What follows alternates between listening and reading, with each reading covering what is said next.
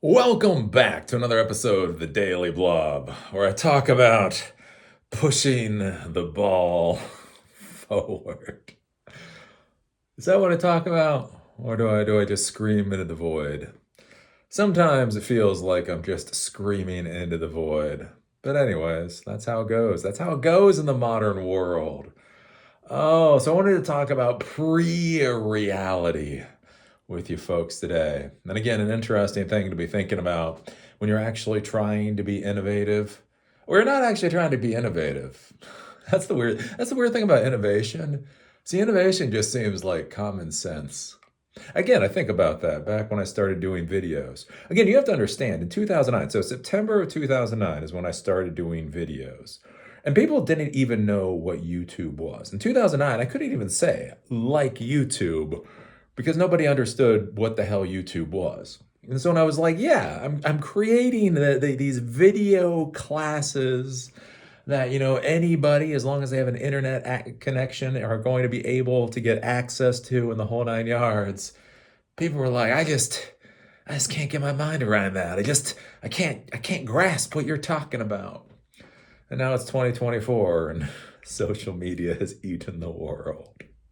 Now we all know what YouTube is, whether we want to or not. I think that's one of the interesting things. Like with innovation, is one person's innovation is basically the other person's common sense. Just like it's like below comment. People are like, oh, why do you think that would be successful? And you look at them like, oh, I didn't realize you were that dumb. Do I really have to spell it out for you? No, I'm kind of tired. I've been working about 12 hours today. I'm a little too tired to be talking to dumb people. If you can't see the writing on the wall, I don't know. I think you need to get some glasses. Well, that's one of the curious things you don't think about. And that's one of the big things with validation. So I see a lot with, especially a lot of my viewers, a lot of people that want mentorship and advice and all that kind of stuff. One of the things they really want is validation. They want other people to tell them they're doing a good job. Yeah, that's not going to work out so well for you. If you need other people to validate you for you to be successful in life, oh, just get really comfortable with complete and abject failure, because yeah, people just don't validate you that way. It's one of those weird things. One of those weird things. Anyways, so I'm thinking about pre-reality. So one of the phrases that I like, one of the buzz phrases I came up with years ago, is having memories of walking down roads that have not yet been built. Right? Basically, when you believe in an idea and it is so real to you, it's an idea for something you haven't created, you're crying over as you see its death, right? That it's that real. It's like one of those things you think about, like time, right? Time and our perspective and where we are in time. I think about this with years ago, right? I was like 18 years old. Life wasn't working out quite how I thought life was going to work out, you know, most of my life. Anyways, I came up with this thought back then about what if it was 5 years from now, and the 5 year from now me was looking at me. And so we both had cups of coffee because I love cup of coffee even back at 18. So basically it's like the 18-year-old me with a cup of coffee and the 23-year-old me with a cup of coffee. What would that 23-year-old me think about the life that the 18-year-old was living? Right? Because that's one of the big things, like with history, like what's in the past. You can't change what's in the past. So one of the concepts I thought about is, what if you change your perspective on how you see the current moment? What if you saw the current moment not as the present, but you actually observe the current moment as in the past? So that when you're walking through this moment, you're actually perceiving it from 5 years from now, and you ask yourself, how will the 5 year from now me want to have perceived or done things differently in this period of time?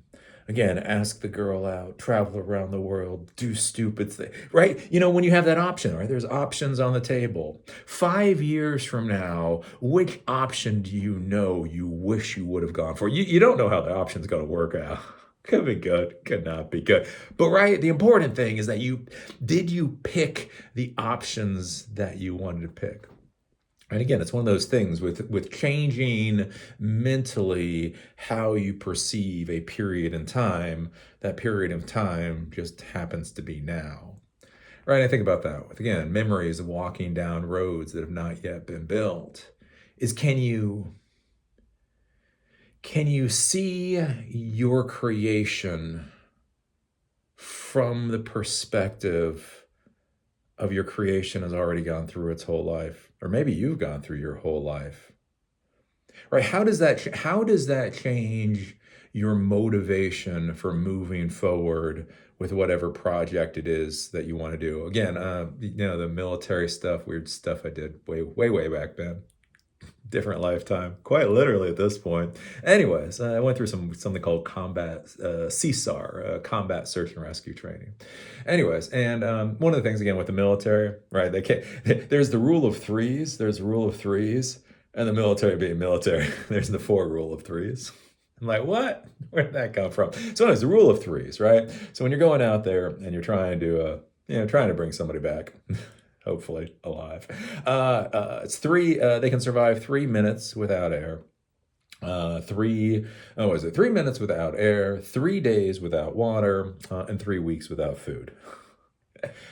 You don't want to be getting those maxes, but theoretically, the human body, right? So if you're going to go out there and you're doing a search and rescue mission, basically, again, if they've been underwater for 5 minutes, they're probably dead. If they're in the desert and they haven't had water for 3 days, they're probably dead. If they're God knows where and they haven't had food in a month, they're probably dead, right? Well, the interesting thing is with the military, they brought it to the four rule of three because the fucking military. Anyways, and it came to, and it's like, I forget if it was like 3 months or 4 months. I forget the specifics on that. But it's a time period without hope. And so what they found with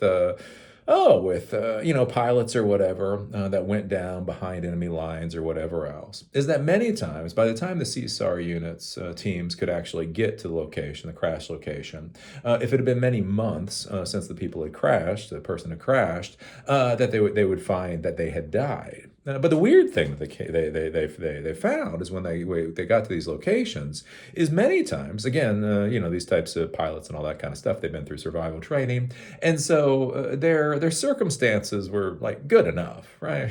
They're not the Hilton. They're not the Hilton, but they're fine, right? They'd be like there'd be a stream, there'd be a water source.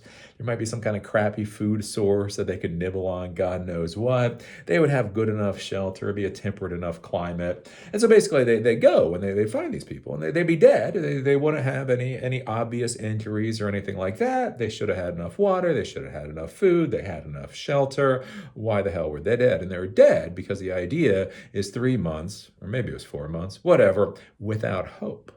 Right? That when you're behind enemy lines and day after day after day, you're struggling to survive, at a certain point, if you do not believe that you will be rescued, you will give up, even when technically you have everything that you need to continue to survive. And I think about that, especially like in the startup world, and again, with actual innovators, real innovators. That's the thing. It's the hope.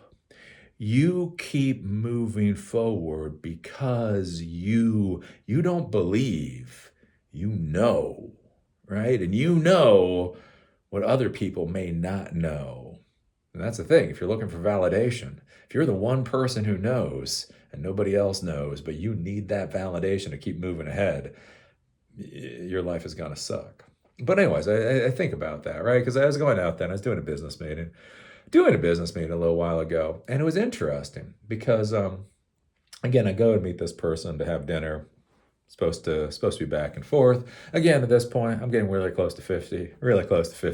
I want to know what age. I really want to know what age people stop treating me like a moron. Like, if you could just tell me what age that is, that'd be lovely. Anyway, so I go to this thing, and well, it was interesting. So I sit down. The person basically has a vague idea of what I'm doing. And again, the interesting part with it, kind of talked about it before, is the person starts going into this whole thing about, well, what you need to do. And it's like what you need to do is you need to have for Silicon Dojo, you need to have one level of training that's free. And he's very serious about it. He's very serious as he tells me this. One level of training is free. It's got to be good quality. It's really got to reel people in, show them what your value is, and then above that level of training, then you start to have like paid classes. And then beyond that, then you do mentorship and all these kinds of things. So you have this free tier that then brings people in so that you can charge them for all this other stuff. And I was like, yeah, okay. We do have a free tier. It's called the entire damn program. It's called the entire damn program. And I looked at the person, I'm like, look, again, it's free to the end user, it's crowdfunding education. This is what I'm going for. Again, again, I might be an idiot. Probably an idiot. I'm probably the smartest dumb person you ever met in your life. But it's the plan. It's the plan. But anyways, I kept hammering on about the whole no, what you got to do, and then you got to do this mentorship. And it was interesting to sit there and be talking with this person. And at a certain point, I literally looked at him and I said, "Look, I'm not naive or whatever. I got to pay the rent. I got to pay the mortgage. But money for Silicon Dojo is the least important of basically all the issues I have on my plate. I got a lot of play. I got a lot of crap on my plate. I have a lot of crap on my plate right now. I am not saying that money isn't an issue on my plate. It is the least important, the least interesting issue on my plate. And I'm not saying that to be snarky, and I'm not saying that to be up on a high horse. I'm just saying I don't want to talk about money anymore. Oh my God, I get more of these people talking about. I just stop, right? And it was interesting because then the person was like, well, I've got a retirement that I have to pay for. And then it's funny. I was like, okay. You pay for that retirement. Again, I'm not going to be snarky on that. Who's going to be snarky on somebody wanting a fully funded 401k plan? Yeah, you fund the hell out of that 401k plan. But again, that's not my issue.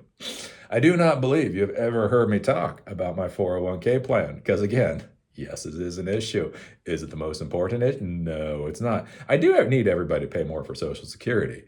But that's more so I don't get like mugged by 80-year-olds in a couple of years. What happens when 80-year-olds get desperate?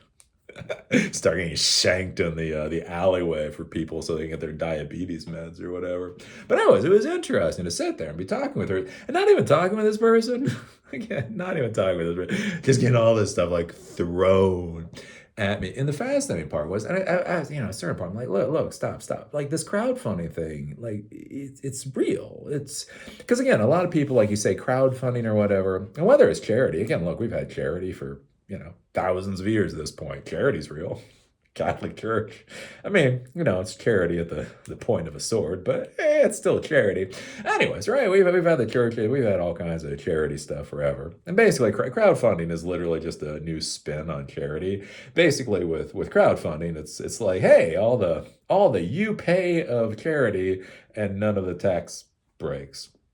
But again, younger people don't seem to care as much about tax breaks anymore. So, hey, do what the young kids want to do, right? But that's the thing, again, with Silicon Dojo, is again, we get funding. We get again, was it last week or the week before? We had one person literally hand over $1,000. $1,000 gift.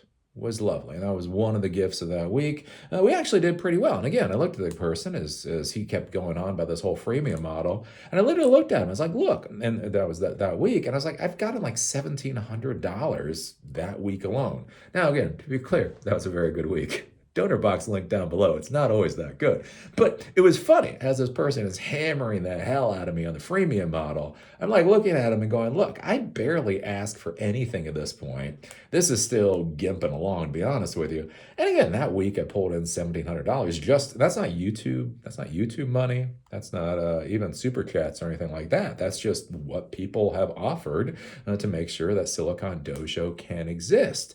And it was interesting how much I had to hammer this point home into him to get him to shut up about this damn freemium model. And then I started talking to him about it. I was like, look, like again, like right now, again, I'm not worried about my 401k, not that worried about my mortgage or whatever. I need money for Silicon Dojo. Again, expanding into Durham is going to cost me more money. Again, to be clear, American Underground costs $200 a month, but I got to pay for gas and I got to pay for hotel rooms. Again, when you're like, oh, why should I give Eli money? He got $1,700. Yeah, hotel rooms in the modern world eat that up real damn quick. But anyways, right? I got all this, but it's not the major issue for me. And I was talking to him, and I was like, look, I have this buddy of mine, Lewis Rossman, right? So Lewis, God knows what's happened to Lewis. Does anybody know what's happened to Lewis? Lewis, are you still alive? Are his cats eating him? I'm kind of worried his cats are eating his dead body. I went onto YouTube recently. Just to see where he was at. And he hasn't even been on YouTube for a while because there's somebody I need him to get in contact with. And so I emailed him. I haven't got any response on email. He's not putting up YouTube videos. I mean, I'm laughing. I'm laughing at the thought that he might be getting eaten by his cats right now. But he might be getting eaten by his cats right now. Anyways, that's sad. But it's only funny because it's true. But anyways, talking about Lewis Rossman. And I was talking, again, like with the whole money thing. I'm like, look, I've seen this stuff in the real world where, I was around when Lewis got that $1 million from the billionaire, right? And again, it's an interesting real story that I know, right? This isn't like just Jordan Peterson. I know the concept of Jordan Peterson's Patreon campaign, but this is somebody I know. This is somebody I've talked to. This is somebody I've seen go through this whole process, right? And that was the thing. It's like, I was around when he got that $1 million, right? Out of nowhere, this freaking billionaire is like, hey, would you like $1 million for a 501c3? For the whole right to repair thing. And Lewis was like, what? He's like, yeah, I just need to be 501c3 so I can write off my taxes. Otherwise, here's $1 million. And here's my lawyer. He's my lawyer. He didn't even have a 501c3. The billionaire gave him a lawyer with it too. But anyways, the funny part with this story is so Lewis actually pinged me about it. And he was, just wondering some advice, what my thoughts were. And they were talking back and forth. They talked back and forth for a little while. And the thing that I warned him about was like, well, look, it sounds like you want to do more political stuff, right? So the 501c3, that's going to be education, that type of thing, which it didn't seem like Lewis wanted to do a lot of. Not that he didn't want to do any of it, but it didn't want to seem like he wanted to go hardcore, like $1 million hardcore into it. And so one of the issues with 501c3s is legally you have to spend it in a very specific way. And so I don't know if we realized it that night, but basically it was the thing with the 501c3 is that basically 90% of it would have to be used for like the educational thing. And then 10% could be used for like the political stuff, for, all the lobbying and things that he did. So basically you're only getting $100,000, which I know sounds like a lot of money, but when I warned Lewis, I was like, be careful with this, as this might be basically a golden anchor. The idea is, it's gold. It's $1 million fucking dollars. And again, this is the advice you're going to get from me. It's like, look, like this, yeah, it's $1 million. It's $1 million. But you're going to get shackled to that $1 million. You are now going to have to figure out what to do with that $1 million. Only 10% of that $1 million is something that you can actually use for the types of things that you want to use it for. You're going to end up having $900,000 that you're going to have to use for other things. Basically, is this $1 million a trap? And again, my advice to him was to think about it long and hard and possibly literally not take the $1 million. And I'll tell you folks out there, sometimes the answer is not to take the $1 million. So anyways, Lewis, we talked. He went off. He thought about it a little bit. He's like, crap, I want to do politics. That's the thing. You really want to do politics. You want to do the lobbying. You want to do all this stuff that you've seen him do over the past couple of years. He's like, crap, what's he going to do? And so it was hilarious because like a week later or whatever, he put up that GoFundMe campaign. I don't know if you remember the GoFundMe campaign for a number of years ago. Again, for like a 501c4, I think the C4 is politics. So he had the $1 million for the 501c3, but you could only use a little bit for politics. So if you did a 501c4, basically he could use that for politics. And so he started doing this GoFundMe campaign. God damn it. That boy got like $900,000 in like 45 days. 45 days. It might have been closer to a million. I don't know what it finally capped out at, but literally it was like 900,000 to $1 million in 45 days. I got fun. So literally, Lewis basically increased his resources damn near by $2 million in, somewhere around a 2 month time period. And again, this is something that I have seen. This is somebody that I know. This is right? And so that's one of the things that I look at, like with the whole money and the whole crowdfunding thing, is to me, this isn't esoteric. It's not academic. It is academic, but it's not just a completely academic thing. Again, when I talk about Jordan Peterson, right? I don't know if anybody likes Jordan Peterson anymore. Back in the day, Jordan Peterson had a Patreon account, and he was making $90,000 a month. Now, again, right, I don't know Jordan Peterson. I don't know much about Jordan Peterson, right? And so you sit there and you look at it, it's like, well, Jordan Peterson gets $90,000 a month. But Eli, we got to talk about reality, Eli. And that's the thing. Like, well, Jordan Peterson was doing that. And Secular Talk was getting $20,000 a month at one point. And then I say, Louis Rosman gets like $2 million. On top of all the other crap that billionaire's been pampering him with over the past couple of years. And so for me, like that is something that actually exists in my reality. It exists within the sphere of my lived experience, that this is a real possibility, right? When I started doing, education videos, not on YouTube, on my own platform back in 2009, literally YouTube was so bad. I had my own Xeon servers and a co-location facility. I literally hosted my own videos back then. Back then, I could see this idea, again, of on-demand streaming video, and nobody even knew what the hell I was talking about. They couldn't even argue with me because they didn't really grasp what the hell I was saying, right? And again, now we're in a world where, YouTube is theoretically the most powerful media brand in the entire world, right? And I think that's an interesting thing to be thinking about when you go out there to be an innovator, when you go out there to be a founder. Are you like a pre-reality? They talk about, was it Minority Report, precogs? They see the future. Are you a precog? Can you see the future to such a point that you're already walking down a road that has not yet been built? Is it that real to you? Is it so real to you that you don't even think of it as much of a bet? Again, think about your car. Modern cars are a lot better. I remember how cars used to be. But anyway, modern cars are a lot better. But think about this. Like, your car could break down any day. Any day. You could get into your car and your car could not start and life could get really bad. Or you could have a biblical flood, right? I'm here in Asheville, North Carolina. I woke up on that Friday. I crap you not. It was raining on that Friday, and 8 o'clock in the morning, I was texting with my buddy on where we were going to get together for coffee. I literally looked out the house. I saw the wind. I saw the trees whipping around, and I'm like, well, doesn't look that bad. So basically, like my neighborhood lost power, and so the cafe that we were supposed to be at was in my neighborhood. So I'm like, crap, they probably lost power too. So I'm literally texting with my buddy. Where else we should meet for coffee, in a different neighborhood that didn't have that would have power. And at some point, again, the power was off, cell service died, water pressure died. There is nothing so creepy as then when water pressure goes away, right? All the power is out. You can't even send an SMS message, no phone, no call, no internet, and the water pressure is gone. Boom. And here's the thing, right? That could happen at any time. And again, people died.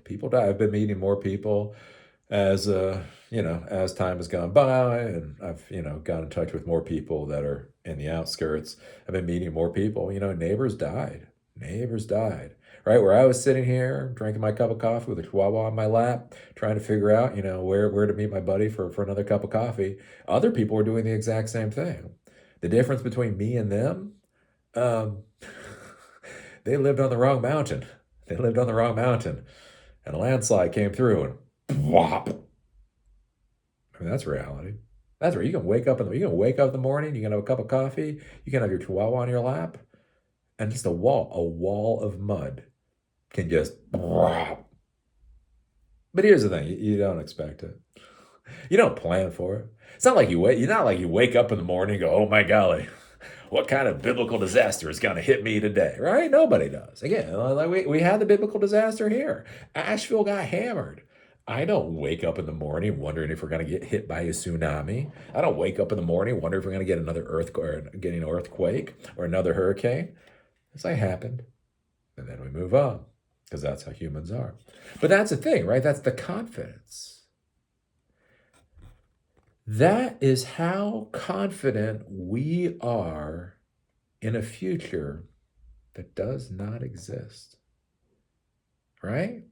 When you're thinking about going to your job tomorrow, or you're thinking about picking up your wife, or your girlfriend, or whoever, right? When you're thinking about all these things that are in your life, until they have happened, they have not actually happened. You do realize you have faith that you're going to have a bad boss tomorrow, right? That boss that you complain about, that piece of garbage boss. You realize you have faith that that boss is going to be there tomorrow, that that building is going to be there tomorrow, that the society, oh God help us, that the society that allows all this insanity to happen is going to be there tomorrow.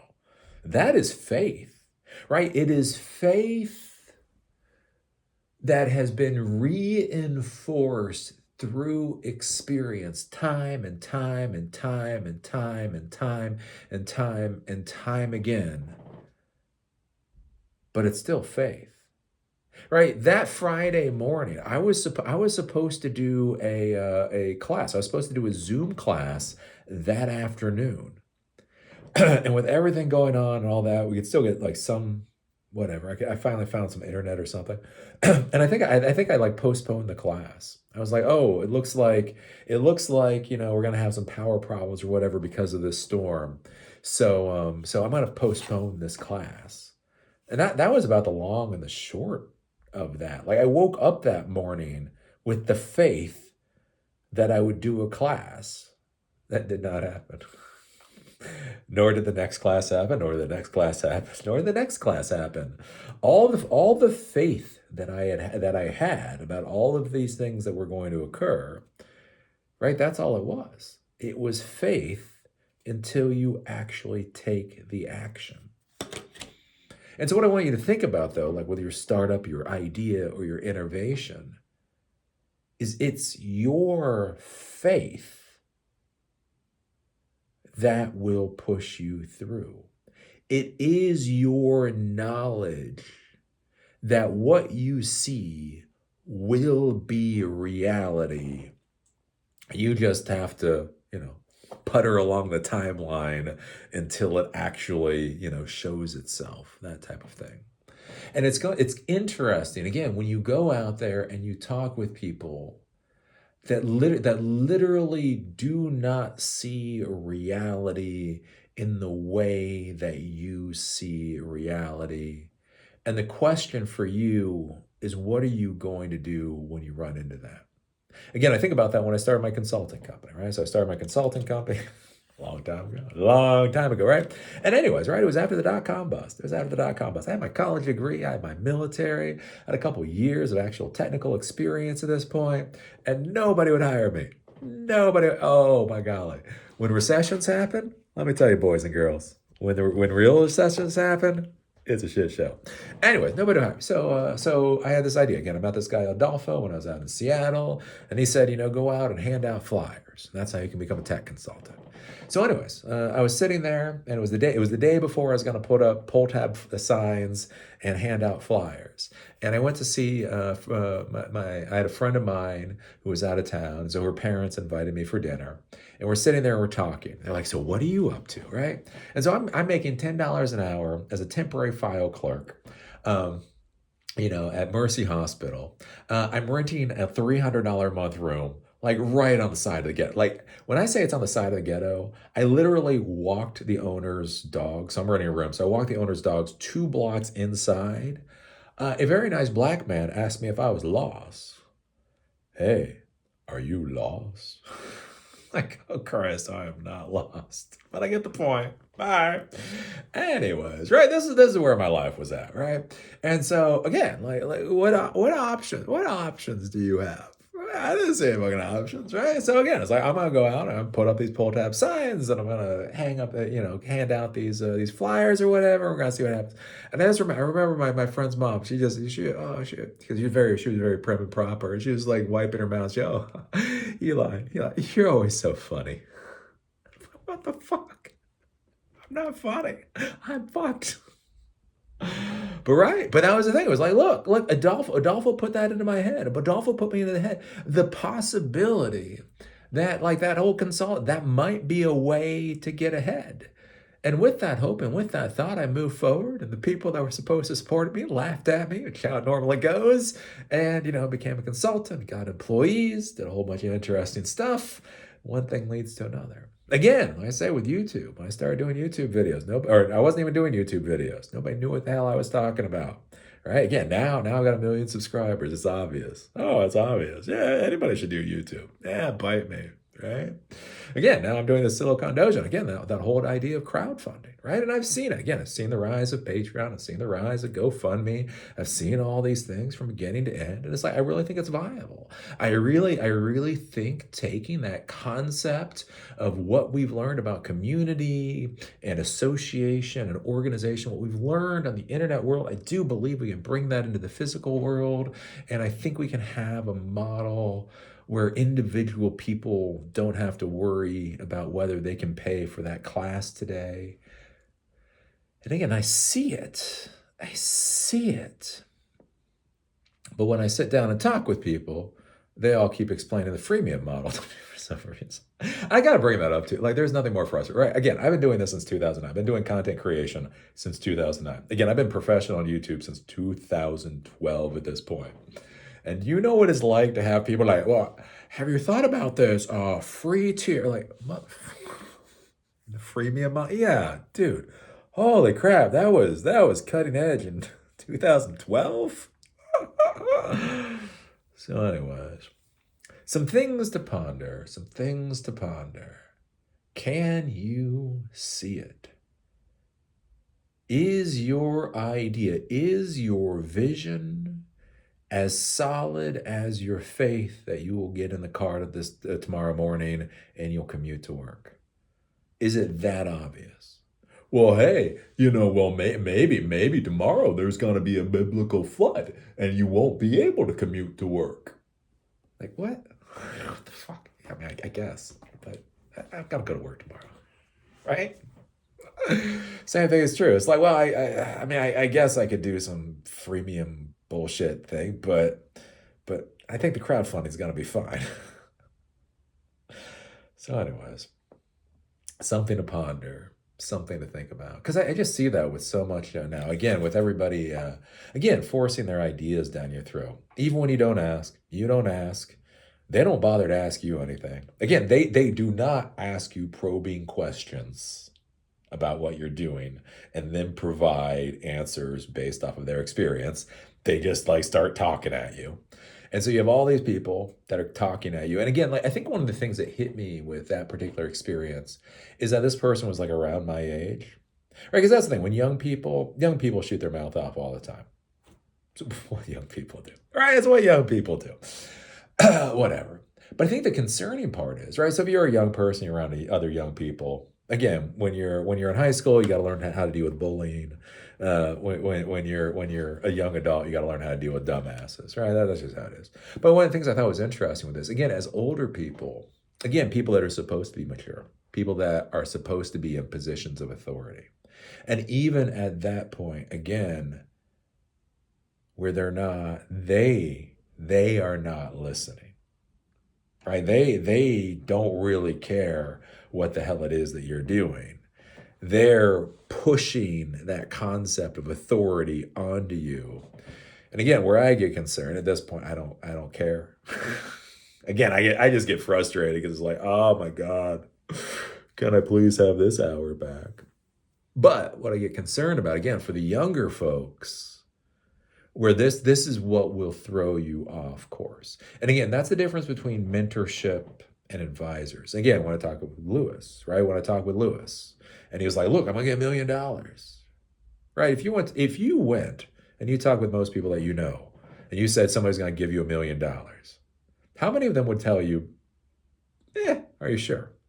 Again, how many would say, well, what do you actually want to do? What do you actually want to do with the project that you're doing? With the resources that you're being given, how much of those resources can you actually allocate to what it is that you're trying to accomplish?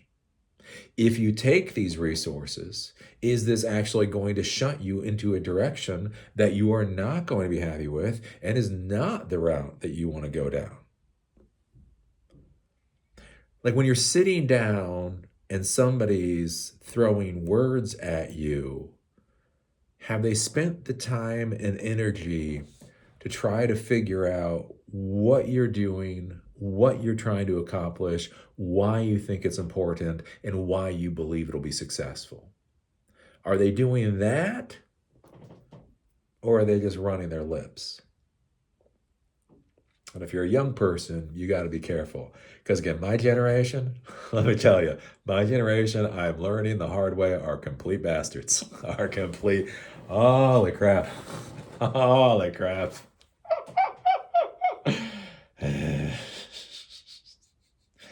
I feel bad for the young people because they're going to get a lot of my generation.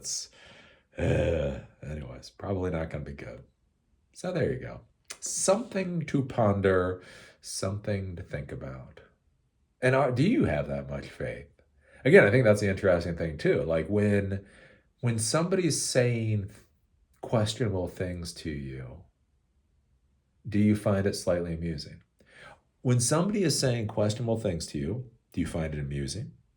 Do you find it tiring and exhausting? Do you find it vaguely or more than vaguely insulting? Or does it make you question the foundation of everything that you're doing? Another thing to think about too is, again, a dumbass can't be right twice a day, is if it makes you question the foundation of everything that you're doing, maybe you have to go back and reassess what it is that you think you believe, right? Again, what validation do you have? So at this point for Silicon Dojo, again, I mean, it's not a lot, but over the past like 4 years, I don't know, we probably got about $40,000, 40 plus thousand, maybe 50. And it gets weird because I was making money off of those e-begging things. We were doing the super chats before. So anyways, again, for me, like even as wackadoodle as Silicon Dojo has been, I've, again, for the crowdfunding deal, I've gotten somewhere between about $40,000 to $50,000. Before money has been spent. Don't take that for more than it is. But that's the thing. Like, so again, when I look at this, it's not just Jordan Peterson making $90,000 a month. It's not just Louis Rossman, again, being somewhere in that sphere, getting $2 million within 2 months. It's also the amount of money I've been able to bring in over the past number of years as I've been trying to push this ball forward. And all of that comes together to give a degree of validation for what I'm trying to do. So anyways, some things to think about, some things to ponder. And my final thought is, again, if you need to be validated by other people in order to be successful, get very comfortable with failure. Get very comfortable with failure. Again, it is, yeah, it's like with the modern social justice world, again, it's funny. I'll sit there and I listen to women and I listen to minorities. And like there's this idea about how the world treats white guys. Dear white guys, I wish I had the life they thought I had. If only I had the life that women and black people think white people have or white men have, my life would be so much easier. I guarantee you. Oh my God, I get treated like a goddamn moron So many times a week. I mean, it's like multiple times. It's not like it's damn near once a day. Probably once a day, I'm implicitly called a moron. And probably once every couple of days, I'm explicitly called a moron. So yeah. Anywho, with that, again, we are expanding Silicon Dojo into Durham. So the Durham classes will hopefully be they'll be starting in January. Again, we'll need some money for that. Again, we've got hotel rooms. Again, the funny part is like the classroom is actually one of the least expensive things. Hotel is going to cost money. Gas is going to cost money. Doing it's going to cost money. So there's a donor box link. If you want to click on that, that would be ever so lovely. And yeah, there we go. Some thoughts from the real world. See y'all later.